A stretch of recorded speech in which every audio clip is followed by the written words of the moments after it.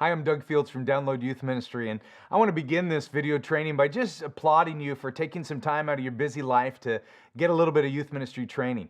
You know, one of the most attractive qualities that I look for in youth workers is their desire to learn. So, if you want to be an effective youth ministry leader, you've got to occasionally pause the doing of youth ministry and take some time to really think and evaluate about what you're doing, what type of leader you are. So, thank you for being the type of leader that's willing to learn.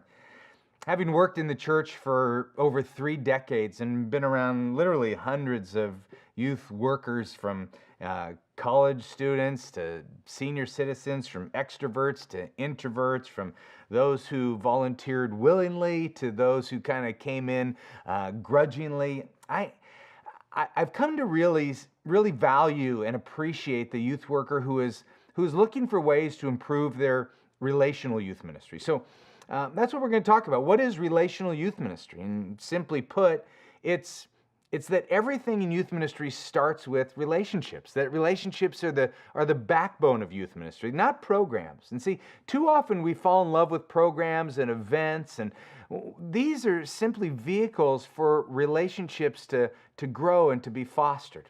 So I want to present a few ideas about enhancing your relational capacity.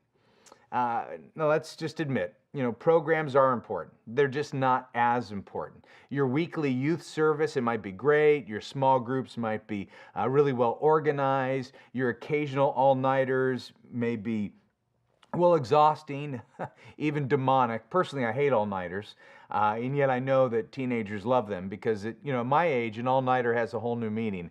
It means that I go to bed at night and I wake up in the morning and I didn't have to go to the bathroom, which is exciting. I pulled one last night. Anyway, here's my point. Those programs, they aren't the foundation of a good and healthy youth ministry. Relationships are the foundation. Relationships are what youth ministry is all about. And programs really just exist to help you and I develop healthy relationships. See, you are what makes an all-nighter or a youth service or that small group special. So when we as youth workers connect with students and we invest in their lives, we're really transforming an event into a meaningful ministry moment, one that could actually change a student's life forever. So some of you that are watching, you know this because your life has been changed, not because of an event, but because of a person. So how do we do this? How do we enhance our relational capacity? Let me just give you a few ideas. First is keep your eyes open. And I know that sounds weird, but it's actually really important. See, relational youth workers learn to keep their eyes open and look for students who are on the fringe. Relational youth workers they're highly tuned to be able to see and to sense those kids who feel awkward and alone and stand off to the side. Relational youth workers don't just build on existing relationships, they actually look for new ones too. Just think about the first time that you ever entered a youth service or a church, anywhere where you didn't know a lot of people. Remember how uncomfortable you felt? Can you even recall that feeling? But that's what teenagers feel when they walk through the doors of our youth ministry. And good relational youth workers, they have their eyes open for ways to make students feel welcomed and accepted and connected. And it's great to focus on the few that you know and you have a relationship with and those that are easy to talk to. But relational youth workers keep their eyes open on those on the outside.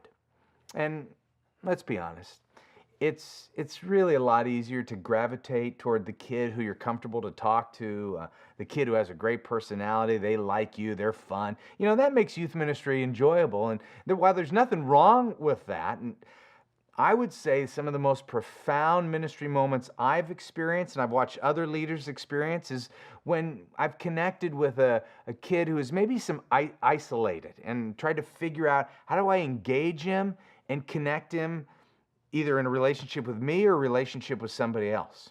See, I think one of the mantras of relational youth ministry is no student stands alone. Think about that. No student stands alone. So when you go out of your way to connect with a kid who's not connecting, you're really creating a youth ministry that says, hey, in here, everyone is loved. Okay? In here, everyone is loved. I love that. Let me give you a second characteristic of a relational youth worker. Way to kind of enhance your effectiveness is really to maximize your limited time. And it's important to say, because let's be honest, most of us in here live very busy lives.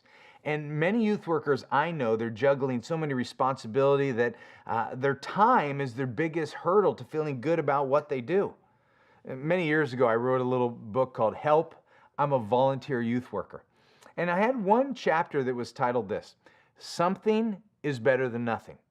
And over the years, I've just got so much positive response from that chapter heading because so many leaders heap guilt on themselves because they feel that they're not doing enough for the ministry. And the truth that I want you to hear is there's always more to do in ministry. So it's easy to always feel guilty since there's more to do. So to combat that guilt, I encourage you to hang on to the healthier statement. Something is better than nothing. Let me give you an example. My wife, she's an amazing volunteer youth worker. And before we had any children of our own, she had a ton of time and she was always available to kids. But as our family grew, things changed. And by the time we had our third child, her time in youth ministry became very limited and her energy was drained because all the kids run around in the house. And, it's like every night in our house felt like an all-nighter. And I'm glad things have changed because our youngest is now in college and my two others, they're on their own.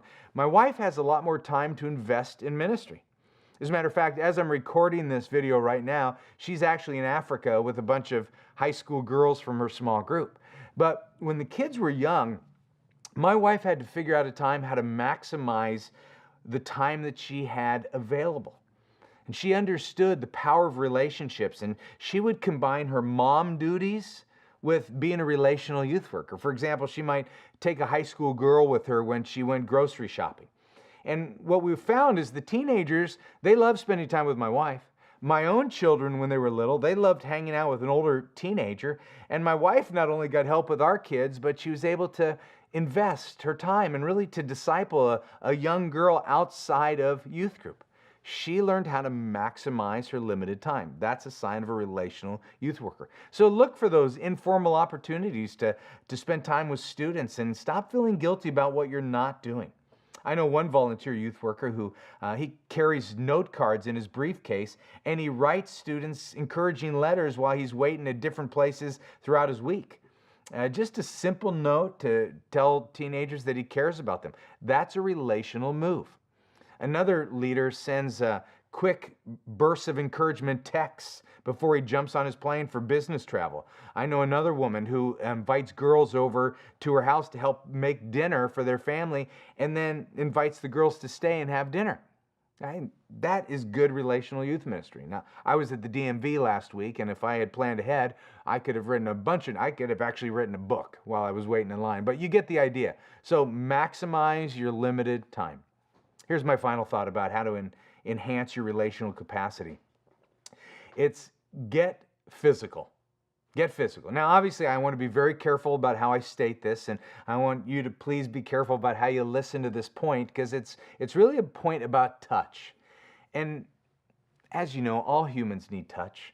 Teenagers have what I call skin hunger, where they're hungry for safe and appropriate touch from a caring adult. Now, you'll need to figure out what safe touch looks like in your youth ministry culture. It might include, handshakes or high fives, hugs, a punch in the arm. I don't know. I don't want to be prescriptive for every ministry, but I do want you to consider what type of touch communicates value and concern. See, I'm convinced that one of the reasons that junior high boys love to wrestle or jump on your back is because they're dying for some attention, and they really don't know how to get it. And they're surely not going to come to youth group and say, "Hey, can some caring adult please touch me?" That's not going to happen. So on this issue of touch, it's important to dialogue and come up with some boundaries as a youth ministry team on what is safe and appropriate.